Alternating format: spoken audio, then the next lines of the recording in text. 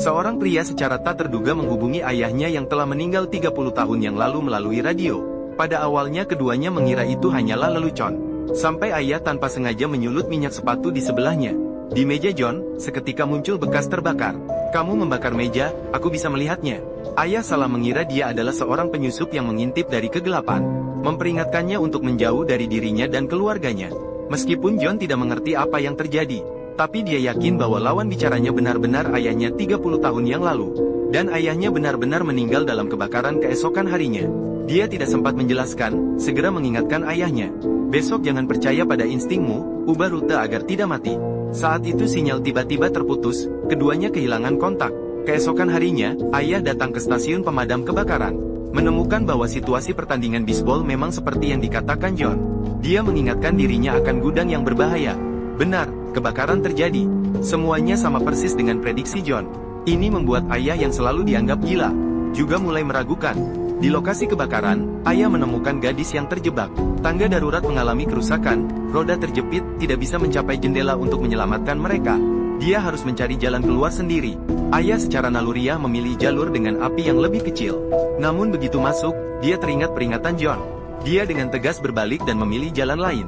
Di sini, ayah menemukan sebuah seluncuran. Dia membawa gadis itu meluncur cepat dari lantai atas. Mereka melarikan diri dari gedung dan berhasil selamat setelah jatuh ke sungai. Awalnya John sedang merenungkan hari peringatan ayah. Tiba-tiba membanjiri ingatannya dengan sejumlah kenangan baru. John yang bingung segera mencari temannya untuk memastikan kebenaran. Ayah memang tidak meninggal dalam kebakaran, melainkan meninggal karena kanker paru-paru 10 tahun yang lalu. John sangat terkejut mengetahui bahwa dia benar-benar mengubah sejarah. Dia segera pulang dan memeriksa koran yang melaporkan pengorbanan ayahnya pada waktu itu. Berita itu juga berubah menjadi ayah yang berhasil menyelamatkan gadis yang terperangkap. Saat itu, ayahnya akhirnya percaya. John di depannya adalah anaknya 30 tahun ke depan. Panggilan untuk John tadi tidak mendapat balasan. Ayah meninggalkan pesan untuknya di meja. Aku masih hidup, Kapten. John segera membalas ayahnya melalui radio setelah melihatnya. Kedua orang itu sangat terkejut dengan keajaiban yang tidak terduga ini. Apakah kamu baik-baik saja, Kapten? Aku baik-baik saja. Aku punya ingatan baru. Tapi tidak tahu harus percaya apa. Apa artinya?